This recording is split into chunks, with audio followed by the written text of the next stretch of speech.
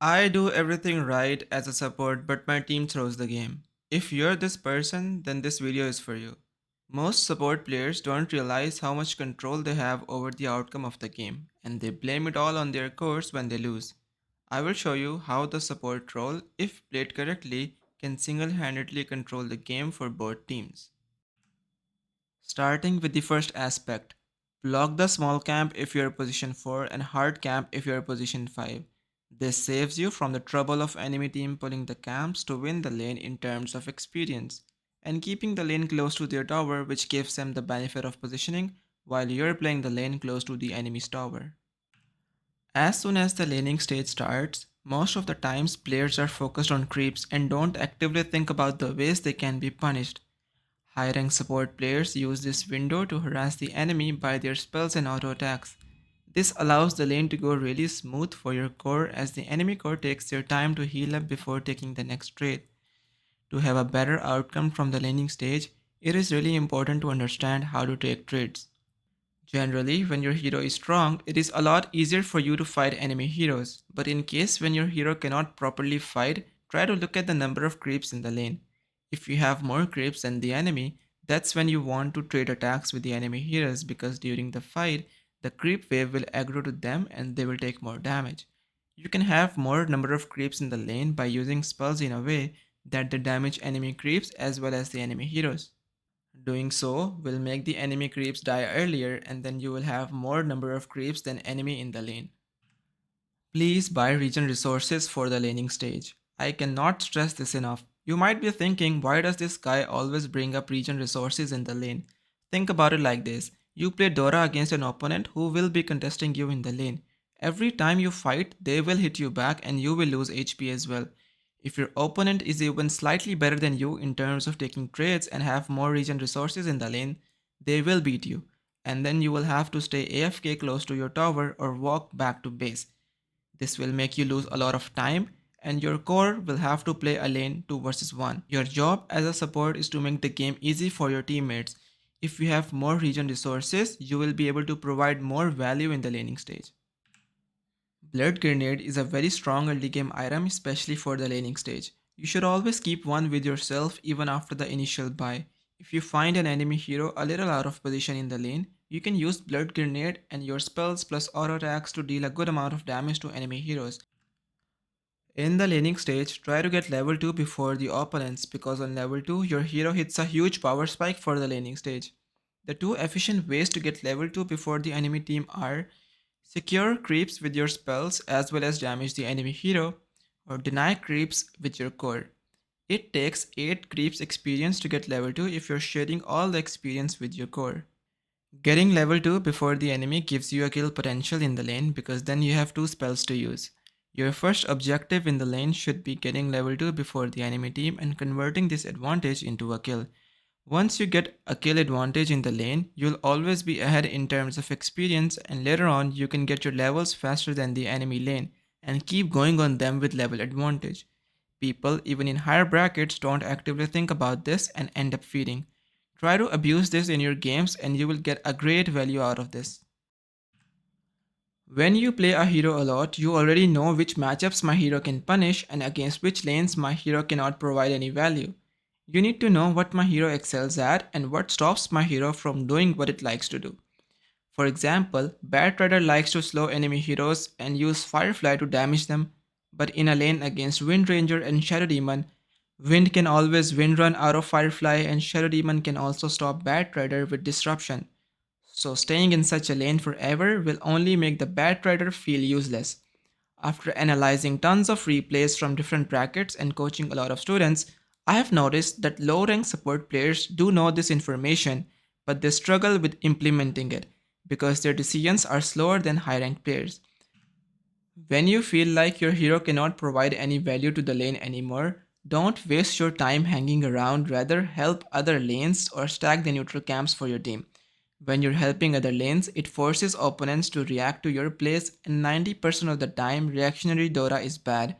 Every second in the game is important, so rather than staying AFK in a lane where your hero cannot provide any value, it is better to leave the lane and create pressure on the map.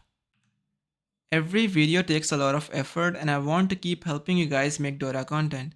If you're learning something, please make sure to subscribe and like the video as it helps with the YouTube algorithm. I'll give you another example so you can have a better idea of this. Lion Tide versus Chen Slark is a lane where Lion cannot provide much value in the lane. The only thing Lion can do is use his stun to stop Slark every time Chen and Slark try to go on Tide. In case Lion is little out of position, with slow from Chen and pounce from Slark, there's a possibility that Lion can die. Instead of wasting his time standing AFK in lane, Lion is providing value by stacking camps for Tide so Tide can have a better game. You can get an idea of what your hero is good at after playing a couple of games with it.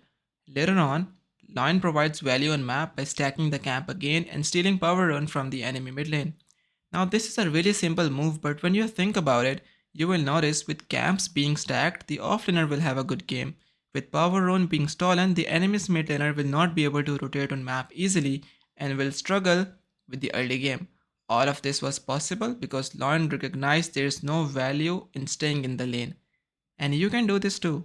When you'll start actively thinking about what your hero is good at and where can my hero provide value. Don't show your hero on map for a long time because supports are really easy to kill. As a support, not showing on map creates pressure on the enemy. Don't hit the tower because support needs to stay hidden to maintain position, otherwise there is a risk of dying first. One of many reasons for support players losing the game even after winning the lane is that they give unnecessary deaths in the mid game and they die first in team fights. You can fix these issues by not revealing your hero on the map. If you have a hero that is good at pushing waves, then use your spells, push the wave and get to a safer position rather than walking to the next creep wave. If your hero is not good at pushing waves, then you can stack neutrals for your allies and get gold from that. Play around your cores and be ready to respond every time an enemy jumps on your core. You can turn the fight around if you are positioned well behind your core. The ability to handle team fights well is the key to becoming a successful support player. In a team fight, supports are typically the first one to be targeted. You can make a bigger impact and possibly help your team win team fights if you can recognize your place in the fight. When you think about the possibility of your hero dying in a team fight beforehand, it becomes easier to avoid that situation. Don't go front if your hero is not supposed to, and don't press all your buttons immediately. In the team fight, all you have to do is try not to die first and be patient. Think about when you want to use your spell in the fight. For example, as Rubik against Enigma, you would want to save your ultimate for Black Hole. Every time your ultimate is on cooldown, Enigma is going to have an easier time using Black Hole. Similarly, you can apply this concept in every team fight. To make it easier to understand, here's another example. Pugna's Decrepify can have an insane amount of value that can turn team fights around. To counter this, Doom can eat a Purge creep that can dispel the Decrepify, making it a useless spell. Now, every time Pugna is going to use Decrepify, Doom can simply dispel it. As a Doom, you're always going to save your Purge ability to dispel Decrepify, and this is going to make the game a lot easier for you. Being a Pugna, a better example would be to not waste your spell against heroes like Winter Wyvern, Faceless Void, and using your Decrepify to save your allies from big ultimates. Every time Decrepify is on cooldown, Winter Wyvern will have an easier time using Winter's Curse. But if Decrepify is not wasted randomly, it will be insanely hard for physical damage based heroes to take a fight. There are some games that get really hard and you stop getting ideas about what to do in the game, and you often find yourself standing AFK behind your towers waiting for the enemy to take your towers while you look at their faces. In such games, remember this one thing: you have to extend the game. There are two ways you can do that. 1. Place vision for your team on the enemy's side of the map and start playing there.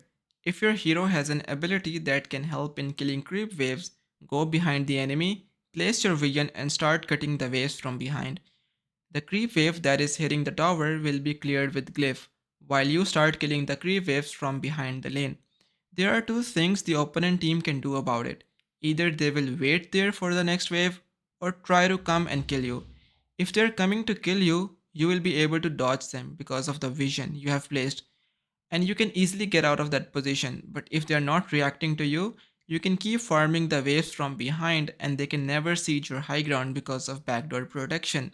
In such scenarios, people don't react properly and you can use it to your advantage to fight under your vision when the enemy team comes looking for you one by one. That's why from mid game onwards, always keeping the lanes pushed towards the enemy side is important. In case your hero doesn't have the ability to cut waves, you can still smoke with your team, place vision in the area and play around that vision. Ask your teammates to cut the waves while you stay around them to be able to punish if the enemy team comes in your vision. These are some of the major things that you can work on and have better results in your game. If you want to know everything in detail, I have made support guides for both position 5 and 4. You can check them out as they cover every aspect of the game. Try to make different small plans for yourself in the game, like laning stage plan, rotation plan, team fight plan. While playing your game, if you ever feel like your hero cannot do much in the game, just start stacking for your cores, and while stacking, take your time, look at the map, and see where your hero will be able to give its impact. If you ever feel like your hero cannot do anything in the lane, leave it and create pressure elsewhere on the map. There is no point in staying in a lane where your hero cannot provide value. Make aura items on support. Currently, drums, Vlad, Solar Crest are really valuable items that you can get on support and have a great impact in team fights.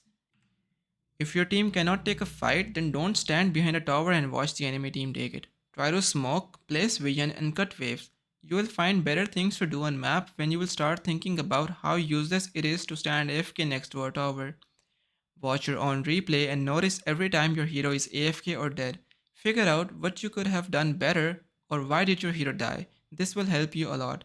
Remember, winning the lane alone is not important. You have to be impactful throughout the game.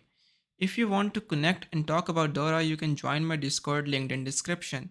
I hope this was helpful. Have a good day and good luck with your games.